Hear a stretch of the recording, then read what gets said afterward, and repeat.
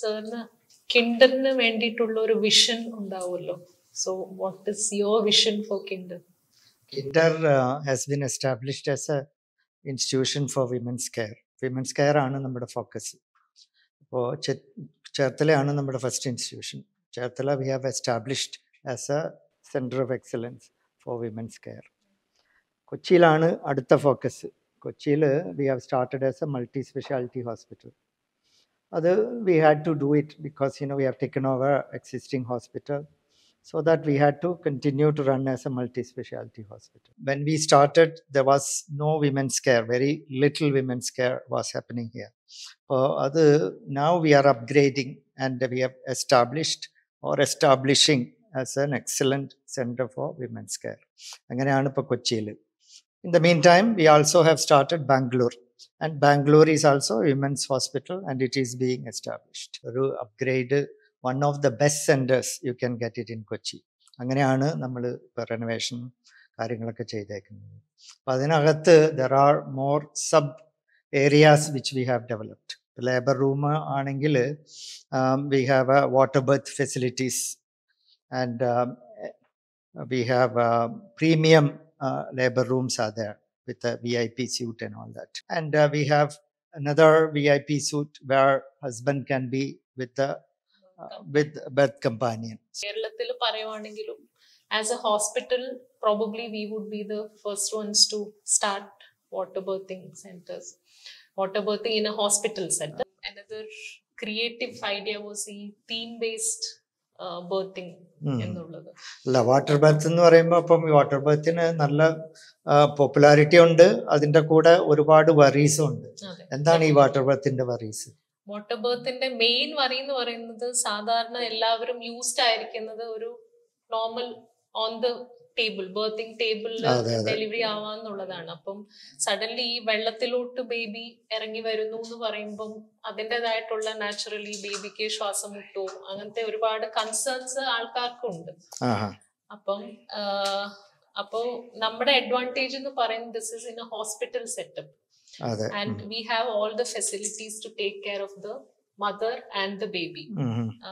Kinder level 3 NICU care, recent advanced technologies ഉണ്ട്, പിന്നെ very experienced neonatologists ഉണ്ട്, team of doctors ഉണ്ട്. പിന്നെ ഇതേപോലെ വാട്ടർ ബർത്ത് എന്ന് പറയുന്നത് ഇപ്പം ഇന്ത്യയിൽ കേരളയിൽ ഒരു പുതിയ എഡിഷൻ ആണെങ്കിലും it has been happening since many years. കുഞ്ഞു വെള്ളത്തിലോട്ട് ജനിച്ചു കഴിയുമ്പോൾ എന്താണ് ശ്വാസം മുട്ടാത്തത്? ശ്വാസം മുട്ടാത്തത് എന്താന്ന് വെച്ചാല് നമ്മുടെ ആംനിയോട്ടിക് സാക്ക്, അതായത് ബേബി ഓൾറെഡി അമ്മയുടെ വൂമ്പിനകത്ത് കിടക്കുമ്പോൾ ഒരു ഫ്ലൂയിഡിന്റെ അകത്താണ് കിടക്കുന്നത്. അപ്പൊ when the baby comes out into another ആ ഒരു വാട്ടറിലോട്ട് വരുമ്പോഴേക്കും ആ ട്രാൻസിഷൻ ഇസ് കൺസിഡേർഡ് കുറച്ചും കൂടെ സ്മൂത്തർ. അപ്പോ the babies that are born into water, വെള്ളത്തിലോട്ട് നമ്മൾ ആ വാട്ടർ ബർത്തിൽ കൂടെ പ്രസവിക്കുന്ന babies in the long run കുറെ റിസർച്ചുകൾ അതിനെ കുറിച്ച് ഉണ്ടായിട്ടുണ്ട്. എന്താണ് ഡിഫറൻസ് ഒരു ഓൺ ലാൻഡ് ഡെലിവറി ആയ ബേബീസും വാട്ടർ ബർത്തിങ് ബേബീസും. അപ്പൊ ജനറലി ഈ വാട്ടർ ബർത്തിൽ വരുന്ന ബേബീസ് ആർ കൺസിഡേർഡ് കുറച്ചും കൂടെ കാമർ.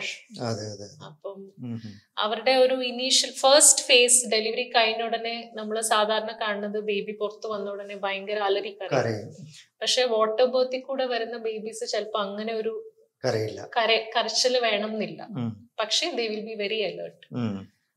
കരച്ചില് വരുന്നത് എയർ ആയിട്ടുള്ള കോണ്ടാക്റ്റും സ്റ്റിമുലേഷനും കോഡ് സിവിയർ ചെയ്യുമ്പോഴുള്ള ആ ഒരു അല്ലെ, അതുകൊണ്ടല്ലേ കാര്യം. കോഡ് ഈ വെള്ളത്തിലോട്ട് പ്രസവിച്ചു കഴിയുമ്പോൾ കോഡ് സിവിയർ ചെയ്യണില്ല. ഇല്ല, നമ്മള് സാധാരണ തനിയെ ആ ഒരു പ്ലാസന്റ സെപ്പറേറ്റ് ചെയ്യാനായിട്ട് വെയിറ്റ് ചെയ്യുവാണ് ചെയ്യുന്നത്. അപ്പൊ അത്രയും നേരം ബേബി മദറും അവരുടെ ആ ഒരു സ്കിൻ ടു സ്കിൻ കോണ്ടാക്ട് മാറാതെ അമ്മയുടെ നെഞ്ചത്താണ് ബേബിനെ നമ്മൾ വെക്കുന്നത് വാട്ടർ ബർത്ത്. റിസ്ക് വളരെ കുറവാണ്. അത് വെച്ചാൽ എന്താണ് ഈ VBAC? VBAC നമ്മുടെ vaginal birth after caesarean sections എന്ന് പറയുന്നതാണ്. സിസേറിയൻ സെക്ഷൻ കഴിഞ്ഞാൽ സാധാരണ ഒരു സിസേറിയൻ സെക്ഷൻ കഴിഞ്ഞ അടുത്ത സിസേറിയൻ സെക്ഷൻ മാൻഡേറ്ററി അല്ലേ? മാൻഡേറ്ററി അല്ല, ഡെഫിനറ്റ്ലി അല്ല. അതിൽ രണ്ട് കാര്യങ്ങളാണ് നമ്മള് മെയിൻലി നോക്കുന്നത്. ഒരെണ്ണം ആ ഒരു മദറിന് രണ്ടാമത് നോർമൽ ബർത്ത് വേണം എന്നുള്ള ആഗ്രഹം എത്രത്തോളം ഉണ്ട്. അതെല്ലാവർക്കും ഉണ്ട് ആഗ്രഹം. മെജോറിറ്റി ആൾക്കാരും സാറ് പറഞ്ഞ പോലെ തന്നെ ഇല്ല, എനിക്കൊരു നോർമൽ ബർത്ത് വേണമെന്നാണ് എന്റെ എക്സ്പീരിയൻസ്. അപ്പൊ അവർക്ക് വേണ്ടിയിട്ടാണ് ഈ വിബാക്ക് നമ്മൾ യൂഷ്വലി ട്രയൽ കൊടുക്കുന്നത്. അപ്പം അത് നമ്മുടെ ഹോസ്പിറ്റലില് ഒരുപാട് ആൾക്കാര് വരുന്നുണ്ട്. അപ്പം that shows the trust that നമ്മുടെ സിസ്റ്റം. അതെ അതെ, നമ്മുടെ ആൾക്കാര് നമ്മളോടുള്ള ഒരു ട്രസ്റ്റ് ആണ് കാണിക്കുന്നത്.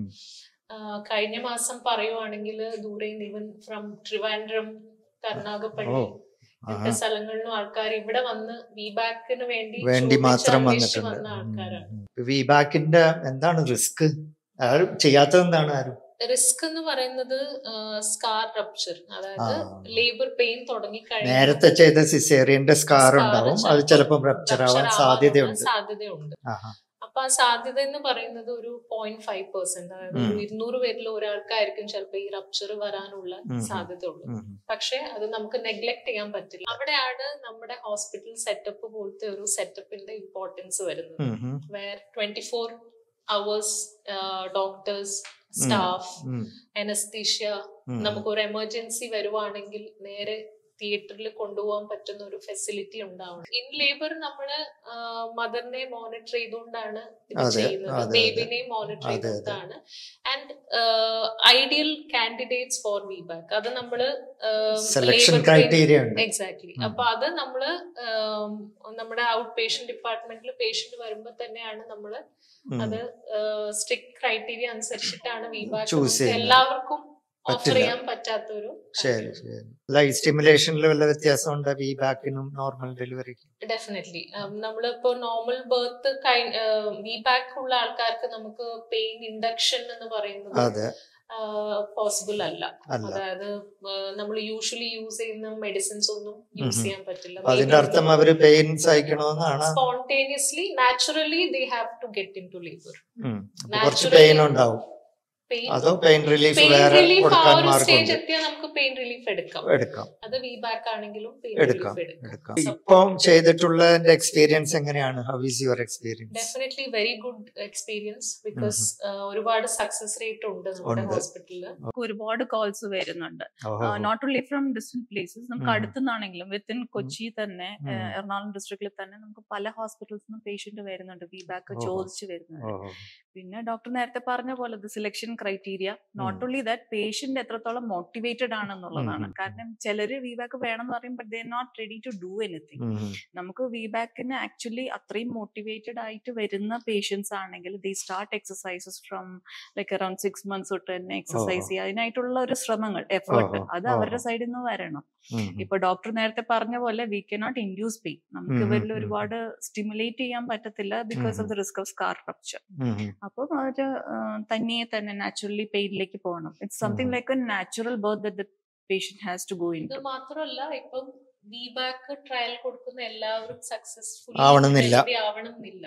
ഡിസ്പൈറ്റ് ദാറ്റ് ആൾക്കാർ ഇവിടെ വന്ന് ആ ഒരു ട്രയൽ, കാരണം നമുക്ക് ഒരു 100% സക്സസ് റേറ്റ് കൊടുക്കാൻ പറ്റില്ലെങ്കിലും 100% ട്രയൽ നമ്മൾ ഇവിടെ കൊടുക്കാം. അപ്പൊ അതുകൊണ്ട് ആക്ച്വലി നിങ്ങളുടെ ജോലി കൂടുതലാവാണ് വിബാക്ക് അക്സെപ്റ്റ് ചെയ്യുമ്പോൾ അല്ലെ? മോണിറ്ററിംഗ് ഒന്നും കൂടെ വിജിലന്റ് ആവേണ്ടി വരും. നമ്മുടെ labour room staff I think നമ്മൾ അപ്രീഷിയേറ്റ് ചെയ്യണം സർ. കാരണം ഏത് പേഷ്യന്റിയുടെ ഡെലിവറി കഴിഞ്ഞ് പോകുമ്പോഴും പറയുന്ന ഒരു കാര്യം മീൻസ് നമ്മുടെ ലേബർ റൂം സ്റ്റാഫ്, നമ്മുടെ സ്റ്റാഫ് പേഷ്യന്റിന്റെ കൂടെ ഡെഫിനറ്റ് ആയിട്ടും ത്രൂ ഔട്ട് ദ ലേബർ ഉണ്ടാവും, അവരെ കൺസോൾ ചെയ്യാനും. അപ്പൊ പ്രത്യേകിച്ച് ബർത്ത് കമ്പാനിയൻ ഇല്ലാത്ത ഒരു പേഷ്യന്റ് ആണെന്നുണ്ടെങ്കിൽ സ്റ്റാഫ് കംപ്ലീറ്റ്ലി പേഷ്യന്റ് നീഡ്സ് നോക്കി കൂടെ നിൽക്കുന്നു. എന്താണ് കിൻഡർ ഇത്രയും പോപ്പുലർ ആവാൻ കാര്യം? ഈ ഒബ്സ്റ്റെട്രിക്സ് ഹൈ റിസ്ക് നിങ്ങൾ എന്തൊക്കെയാണ് ചെയ്യുന്നത് ആക്ടിവിറ്റീസ്? ഒന്ന് ഈ പറഞ്ഞ പോലെ ക്ലിനിക്കൽ സൈഡിൽ പറയുവാണെങ്കിൽ ഈ പറഞ്ഞ പോലെ very high rates of normal birth, caesarean sections വളരെ കുറവാണ്, കഴിയുന്നതും നോർമൽ ഡെലിവറിയാണ്. പിന്നെ ഈ പറഞ്ഞ പോലെ സ്റ്റാഫിന്റെ ഒരു care, staff support people get. പിന്നെ ഉള്ളത് ഇവിടെ പ്രഗ്നൻസി എന്ന് പറയുന്ന ഒരു സെലിബ്രേറ്റ് ചെയ്യാന്നുള്ള ഒരു കോൺസെപ്റ്റ്. എന്താണ് പ്രഗ്നൻസി സെലിബ്രേഷൻ? നമ്മുടെ സർ അതിപ്പോ ഇത്രയും വർഷത്തിന് ശേഷം ഇവിടെ വന്നതിന് ശേഷമാണ് ഞാൻ സെലിബ്രേറ്റ് ചെയ്ത് പ്രഗ്നൻസി കൊണ്ടുപോകുന്നത്. സോ പ്രഗ്നൻസി നമ്മൾ പല രീതിയിൽ അവിടെ തീമെ celebrate celebrate pregnancy. pregnancy Let us തന്നെയാണ്. celebrate pregnancy. അതെ. അപ്പോൾ നമ്മളിവിടെ താരാട്ടഴക്, അതായത് ഫാഷൻ ഷോ നടത്തുന്നു, ബേബി ഷവർ നടത്തുന്നുണ്ട് പ്രഗ്നന്റ് ലേഡീസിന്. അപ്പൊ ഇതെല്ലാം ബേസിക്കലി നമുക്കൊരു പ്രഗ്നൻസി ആകുമ്പോൾ എന്താ, ആദ്യം തന്നെ ഡോക്ടറെ കാണുന്നു, ചെക്കപ്പ് ചെയ്യുന്നു, blood test, scan, that is all. എന്നിട്ട് പിന്നെ ഡെലിവറിക്ക് വരുന്നു. പക്ഷെ ഇവിടെ എന്ന് പറഞ്ഞു കഴിഞ്ഞാൽ through out that 9 months patient എന്തെങ്കിലുമൊക്കെ കാണും, നമുക്ക് ഇവിടെ വന്നിട്ട് കിൻഡറായിട്ട് ഇന്ററാക്ട് ചെയ്യാം. സോ അപ്പൊ അവര് ഇപ്പൊ ഫാഷൻ ഷോ എന്ന് പറയുന്നത് തന്നെ ഇപ്പൊ പലരുടെയും എക്സ്പീരിയൻസ് കേൾക്കുമ്പോൾ അവര് ജീവിതത്തിൽ സ്റ്റേജിൽ കയറാത്ത ആൾക്കാരാണ് കയറിയിട്ട് ഫാഷൻ ഷോ റാമ്പ് വാക്ക് ചെയ്യുന്നത്. ഭയങ്കര എക്സൈറ്റ്മെന്റ് ആണ് ചില സമയത്ത് പേഷ്യൻസിന്. അവരുടെ ആ മൂഡ് അങ്ങ് മാറും. വന്ന് പറഞ്ഞിട്ടുണ്ട്, എന്റെ സമയത്ത് ഇതൊന്നും ഉണ്ടായിരുന്നില്ല, എന്റെ അനിയത്തിക്ക് ഇപ്പം ഇവിടെ കിൻഡറിൽ ഇതൊക്കെ കിട്ടുന്നുണ്ട്, ഇതിനു വേണ്ടി അന്ന് കിൻഡർ ഉണ്ടായിരുന്നില്ല. അതാണ്. They will be more involving if they are planning for one program like Taratag. They will be involving from 1 month or 2 month back, even in front of that. So that will be, so they will be involving, and that will be better for well-being of mother. They will be happy at that time for fetus, everything. And postnatal also, that is very helpful. ഈ pregnancy എന്ന് പറയുമ്പം ഒരുപാട് hormonal changes related ആയിട്ടുള്ള mood changes, mood swings, ഡിപ്രഷനിലോട്ട് പോകുന്ന ഒരു time period ആണ്.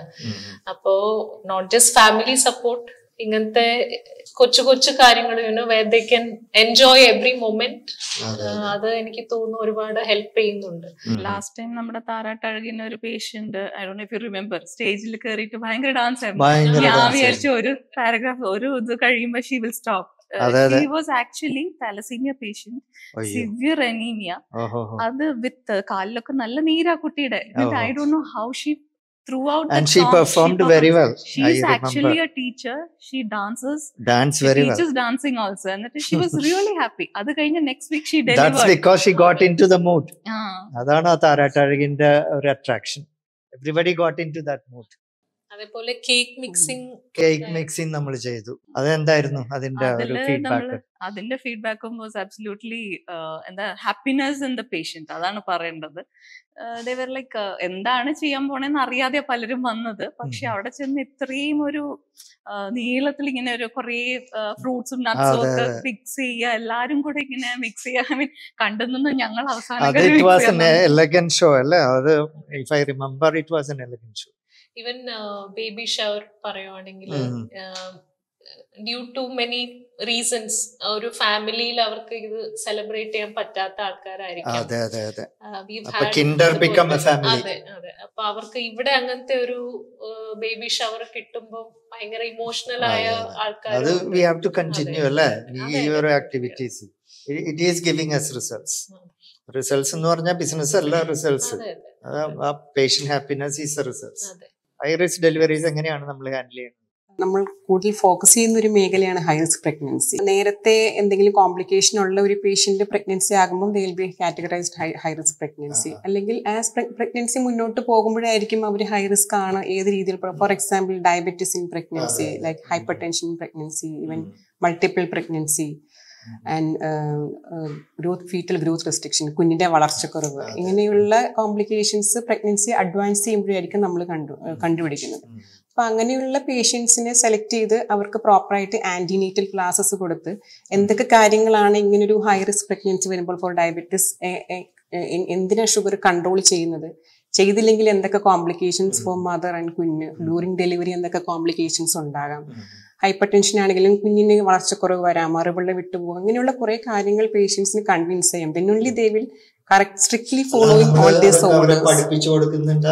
അതിനുവേണ്ടി നമ്മൾ കൂടുതൽ ആന്റിനേറ്റൽ ക്ലാസ്സുകളൊക്കെ നടത്തി അവർക്ക് അതിന്റെ ഇമ്പോർട്ടൻസ് പറഞ്ഞു കൊടുക്കുക. എന്തിന് കുഞ്ഞിന്റെ അനക്കം ഏതൊക്കെ രീതിയിൽ ശ്രദ്ധിക്കണം, അനക്കക്കുറവ് വന്നാൽ അവരെന്താണ് ആദ്യം ചെയ്യേണ്ടത്, ഡയബറ്റിസ് എങ്ങനത്തെ ഡയറ്റാണ് അവർ ഫോളോ ചെയ്യേണ്ടത്, ഇങ്ങനെയുള്ള കൂടുതൽ കാര്യങ്ങൾ നമുക്ക് അവർ ആന്റിനേറ്റൽ ക്ലാസ് കൂടുതൽ ഫ്രീക്വന്റ് ആയിട്ട് എടുത്ത് കൺവിൻസ് ചെയ്യാൻ. പിന്നെ ഇവിടെ എന്ന് പറയുമ്പോൾ ഒരു ടീം വർക്ക് ആണ്. ഈ ആന്റിനേറ്റൽ ക്ലാസ്സസിൽ തന്നെ അവർക്ക് വരുമ്പോ അറിയാം, ക്ലാസ്സസ് എടുക്കുന്നത് ഒന്ന് ഒബ്സ്റ്ററ്റീഷ്യൻസ് ആയിരിക്കും, പീഡിയാട്രീഷ്യൻസ് ഉണ്ടാവും, അനസ്തെറ്റിസ്റ്റ് ഉണ്ടാവും, ലേബർ റൂമിലെ incharge sister, senior most sister ആയിരിക്കും ക്ലാസ്സസ് എടുക്കുന്നത്.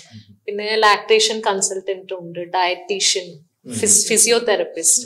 അപ്പൊ ഈ ഫിസിയോതെറപ്പിസ്റ്റ് ഈ ക്ലാസ്സസ് അല്ലാതെ തന്നെ നമ്മള് ഒരു 5th month 9th month അങ്ങനെ പല പല സ്റ്റേജസിൽ ഇൻഡിവിജ്വൽ ആയിട്ട് അവരുടെ ഒരു ഇപ്പം ചില ആൾക്കാർക്ക് ബാക്ക് പെയിൻ ഉണ്ടാവും. അപ്പൊ അതനുസരിച്ചിട്ട് എക്സസൈസസ് മോഡിഫൈ ചെയ്തിട്ട് ഫിസിയോതെറപ്പിസ്റ്റ് അതിനനുസരിച്ചിട്ട് എക്സസൈസസ് തരുന്നു.